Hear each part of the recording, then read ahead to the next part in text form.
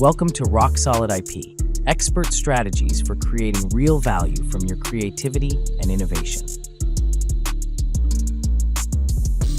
Hello and welcome to Rock Solid IP, expert strategies for creating real value from creativity and innovation. Joining me today is Rob Wells, managing attorney with Rock IP. My name is Kevin Rosenquist. I am your host, and today we are giving an introduction to utility patents. Rob, thanks so much for being here. Welcome. Hi, Kevin. Thanks for having me. It's good to be here.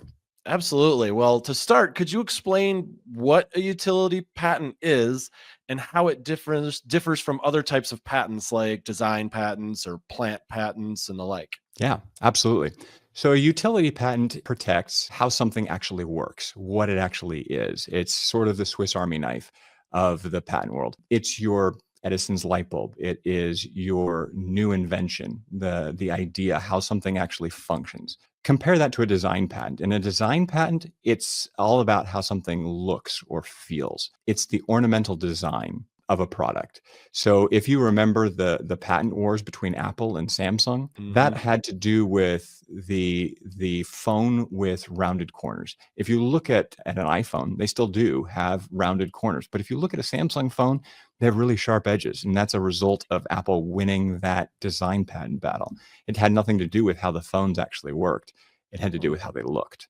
That's a design patent. By contrast, a plant patent is really all about new plant strains. So if you were to take, for example, a new smartphone, the design patent would cover its sleek rounded edge corners. A utility patent would cover, for example, when you pick up the phone, the keypad turns off so that you don't accidentally turn it on or off or press buttons with your face.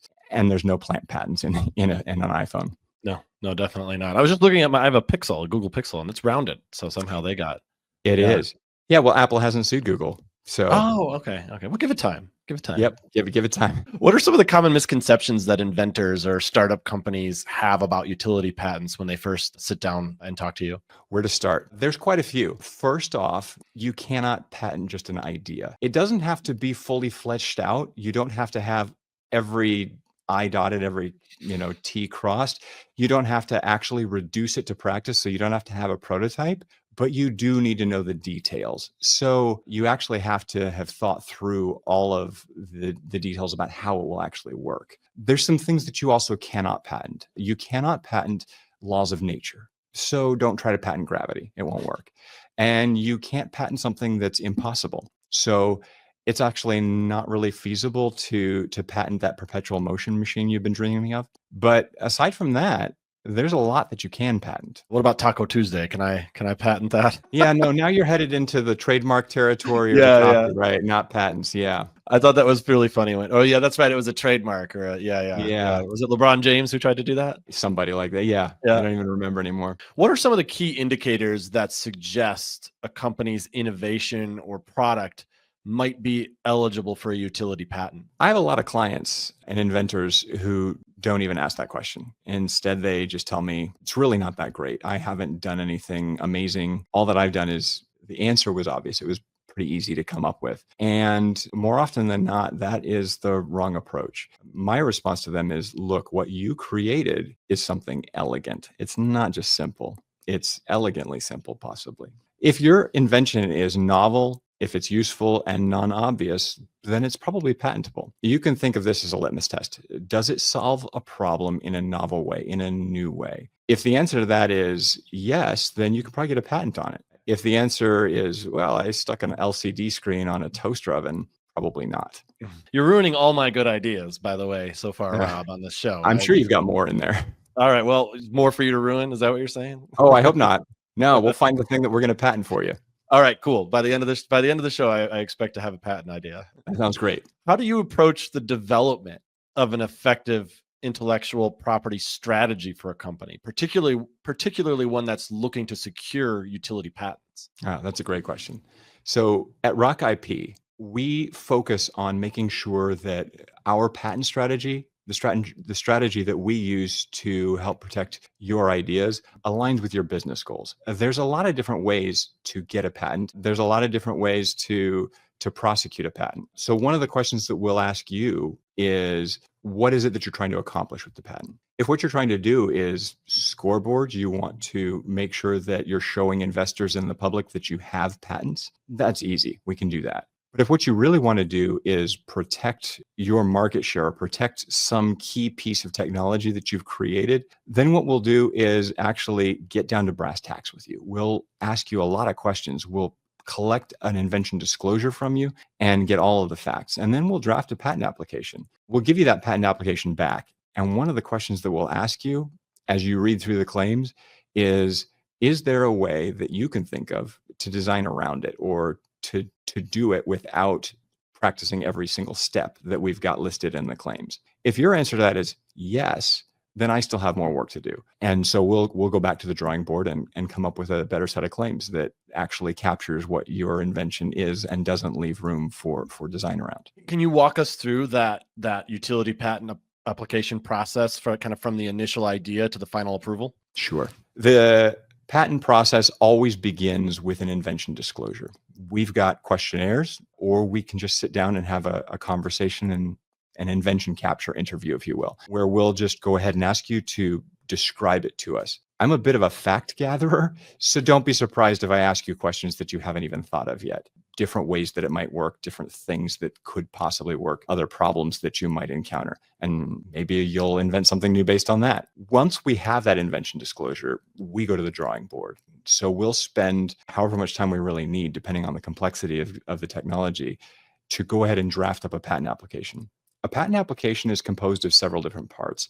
It has some figures, literal drawings that have numbers pointing to different elements, and then it has a specification where we describe the invention that you created. And then there is the set of claims. Now, in reality, while the figures and the specification need to support the claims are the name of the game. In order for somebody to infringe your patent, they literally have to practice every single step and every single element of each claim in order to infringe that claim. So if you have 3 steps, A, B, and C, they literally have to practice A, B, and C. It doesn't matter what you disclosed in your patent or in your figures, what's shown there. What matters is what you claimed. So we will draft and file a bunch of claims along with the specification and figures, and then we'll kind of get into it with the patent office. Somebody at the patent office will review the patent application, and more often than not, they're going to say, nice try, you don't get a patent, it's been done before, and they'll cite some prior art. And then we will go ahead and respond by probably amending the claims a little bit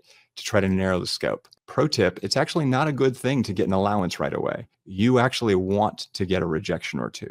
If you don't get a rejection, what you got was what they call an ex parte quail response. That's when an examiner just straight out allows your patent application. The reason that's not necessarily a good thing is that if there's an ex parte quail, it means that either the patent examiner wasn't doing his job and didn't look very hard for prior art, or conversely, that you didn't cast your net wide enough. We didn't get as much coverage as we possibly could have gotten. So we really want 1, 2, 3, possibly more office actions before we get an allowance. That process can take, unfortunately, years at different times. Right now, the patent office is at about an 18-month delay before they give you a first office action. It can take a long time. Now, there are ways to accelerate it. You can file, for example, for track 1 treatment. It costs some extra money. For a lot of my clients, they're filing as micro entities. They're small. They have fewer than 12 employees usually, and their gross income is not above the median US household income for the previous year. And they don't typically, at that stage, have any licensing deals with companies that don't qualify as micro entities. So that means that we can cut the cost of filing that track 1 request by 3/4. So we get that track 1 request at a quarter of the price. Typically, that price is about $4,000. It's a little bit more than that now. As a result, the patent office will issue you an office action in less than 6 months or so. And they promise that you'll get what they call final resolution within 12 months of granting track 1 status. What that means is basically that they will issue 2 office actions within that 12 months, either an office action and then allowance, or they'll issue a non-final office action and then a final office action. A final office action isn't quite what it sounds like. If there is a final office action, it doesn't mean you don't get a patent. What it means is just that we have to pay a little bit more money and file what's called an RCE, or a request for continued examination. And then we just start the process all over again. We don't really do much that's different other than paying that fee. And then once the patent office decides that we've claimed something that is actually novel and non-obvious, then they'll grant us a patent. Then we simply pay the issue fee and you have a patent. And you get patent protection for a period of 20 years. Now, unfortunately, the way that the patent's structured, you actually do have to pay attention, and there are maintenance fees that need to be paid. In the United States, there's actually 3 sets of maintenance fees at like 7.5 years and 12 years and 15.5 years, something like that. Don't quote me on that. But you have to pay 3 sets of maintenance fees. And if you don't, then your patent will expire. And those fees get more and more expensive as time goes on. So it's important to kind of keep an eye on how valuable your idea is and whether the technology is still something you're using or not. Yeah, that makes sense. What are some of the common pitfalls that applicants should be aware of during this process? Yeah, the biggest one is disclosing your invention publicly before you try to file it. It's never a good idea to tell people about your idea before you file a patent application on it. Now, technically, from the time that you file it, or from the time that you disclose your idea publicly, you do have 12 months to file a patent application. But the problem is that we're in a first to file country. Almost the entire world is first to file. What that means is that the first inventor in the United States, first inventor to get to the US Patent Office, is the one who would be entitled to a patent. And so, unfortunately, if you publicly disclose your patent idea and somebody else just overhears it or sees you at a trade show, for example, they can go ahead and create that idea and file a patent application. If they do that before you, you're out of luck. Another mistake that a lot of our clients make is that they want to kind of rush the process. They kind of say like, hey, I've got this great idea. I need a patent application. I need it to be filed within 1 week. There's strategies. We don't have to file a full non-provisional patent application, but we should go ahead and take the time that we need to take in order to make sure that it's done the right way. It's time well spent. And then there's scope creep. Frequently, we'll have clients who say to us, Rob, I want to file a patent application that covers this new product, but it should also cover this other product and this other product. That's okay, but when we broaden the scope out that much, A, it makes your patent application more expensive, and B, it typically will diminish how well we can cover just a single idea or just a single invention. So you're saying I should not have bragged about my patent idea or my big idea at the trade show I was at last weekend. Is that what you're telling me? Yeah. I mean, this does happen all the time. I would mean people are proud of it, right? Or they don't think that that's even the thing that someone would steal it, Yeah. I mean, you wouldn't be an amazing inventor and business person if you weren't proud of what you created, and Sure. we do get carried away. So we get calls like this all the time. Do you really? Oh, all the time. Oh, wow. Interesting. I didn't realize that. Yeah. What happens is typically I'll get a phone call from the CTO, and the CTO says, hey, so Bill was out at this trade show and he was giving a presentation, and he talked about the product that we haven't actually released yet and told people that it was coming and what it was going to do. And we probably needed to get patent coverage on that. What can we do? We have First fire him. No, I'm just kidding. No, you don't have to fire him. He's exuberant and he's telling everybody about what's coming, and Sure.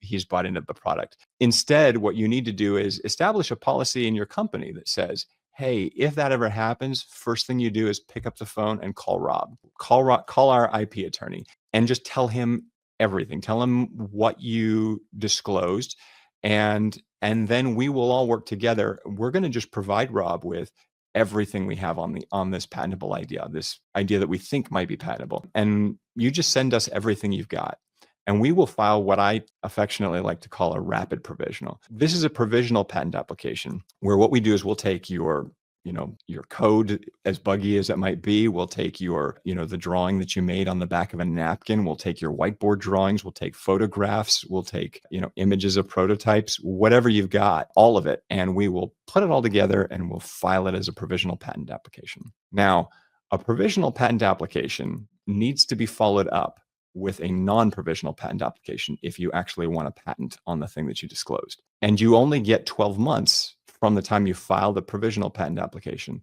to file a non-provisional patent application that claims priority to the provisional. So what we do is we will quickly want to follow up with you. one of the issues is that you only get that priority to the things that you actually disclose in the provisional. Now, I call it a rapid provisional, and it is. It's quick and dirty. When we file that non-provisional, it will be far more fleshed out. It will be more accurate. It'll have the figures and the complete disclosure that we want to provide in a typical patent application. So we'll try to do that fairly quickly after filing that rapid provisional patent application. But my point is, the world's not over and you haven't lost your key invention yet. Thankfully. You simply accidentally disclosed it, but we'll still get you there.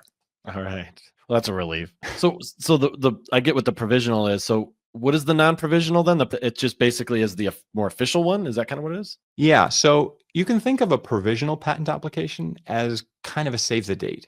I mentioned earlier that the United States is a first inventor to file country. And that's the same with most countries around the world. We provide a patent to, or award a patent to the first inventor, the first person who invents something and files a patent application on it. And basically, the only reason that you would get away from being or that you might not be the first inventor is if you actually stole it from me. And I have to be able to prove that you stole it from me. So therein lies the problem with your disclosure at the trade show last week. But a provisional patent application just kind of puts your stick in the mud. It's just kind of a save the date, and it just says, I have something that I invented. Nobody at the patent office will ever pick it up and review it. Nobody will say whether you get a patent or not. A provisional patent application can't even turn into an actual issued patent. By contrast, a non-provisional patent application will turn into a patent or can turn into a patent. It's the real deal. It's the one that once we file it, whether we claim priority to a provisional application or to another non-provisional application, or file it just standing alone,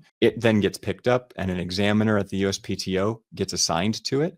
And then an examiner reviews it, makes decisions about whether they think it's novel and non-obvious and useful. And then they will go ahead and reject us or grant a patent or grant a patent. It's the one that actually can turn into a patent. That's the difference between a provisional and a non-provisional patent application. Okay, that makes sense. Can you patent something that already exists in a foreign country? Yeah, I've been asked that question. In short, no. You can't patent something that has already been invented. If it's known anywhere else in the world, it can't be patented here in the United States. Okay. If it's really not known, you just happen to be over at your brother's house and see something that he made, it might not be good for family relationships, but you could presumably bring it back and create it here in the United States and file a patent application on it.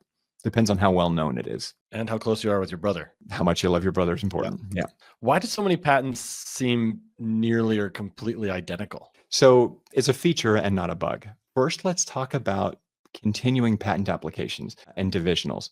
So when you file an application, a non-provisional patent application, that patent application will ostensibly turn into an issued patent. In an issued patent, you get up to 20 claims by default without paying additional money. You can get more, but typically there's about 20 claims that issue with your utility patent. You may disclose additional material in your patent application that should be covered in another patent, or that should also be covered in your patent. In order to get that coverage, what we file is a continuation. That's another patent application. It has exactly the same figures and exactly the same specification. It just has a different set of claims. So those two patents look identical and they have two separate patent numbers, but they are two different patents. They have a different set of claims. You'll remember that I said that the name of the game is the claim. And the only way to infringe is to practice every element of every single of a claim. So having two different patents that have the same figures and specification is okay as long as the claims are different. A divisional is similar to a continuation, but the difference is this. In a divisional, what has happened is that you filed your patent application and the examiner came back and said, well, of these 20 claims, you've got two different inventions, or possibly 3 or 4. You have to pick one. It's called a restriction requirement. They'll tell you that you need to choose one of the inventions, one set of claims. There's really no way around this. You have to pick one. And in order to get the others, you file what's called a divisional. It simply is an indication that says, hey, the patent examiner forced me to make a choice. And the first time around, I chose this particular set of claims, and now I'm filing on the other identified set of claims. So whether it's a continuation or a divisional, They might look exactly the same with the figures and the specification. The title is probably even exactly the same, and the inventors are probably exactly the same, but the claims are going to be different, and that's what matters. The other thing that happens is that, the world works on incremental development. It's part of the reason that we have the patent system to begin with. We want people to share knowledge, and we want to continue to develop that knowledge. We make advancements in incremental steps. So, you might invent a stool and I might invent a stool with a back on it. And I didn't add a whole ton of stuff, but I did add the back, and that's a patentable invention. You might also see patents that look pretty similar, but there is some at least incremental step forward that differentiates one patent from another. All right. Well, thanks, Rob. That was a solid introduction to utility patents. And thank all of you for tuning in to Rock Solid IP, expert strategies for creating real value from creativity and innovation with Rob Wells. If you want to connect with Rob, you can head to rock-ip.com. And please like and subscribe to our channel and leave us a review in the comments. Rob, thanks for being here, man. Really enjoyed the conversation. Absolutely, Kevin. Anytime. Sorry we didn't come up with your new patent idea, but we'll work on it. There's always next episode. There you go. Thanks for watching. Be sure to hit that like and subscribe button and leave us a review in the comments.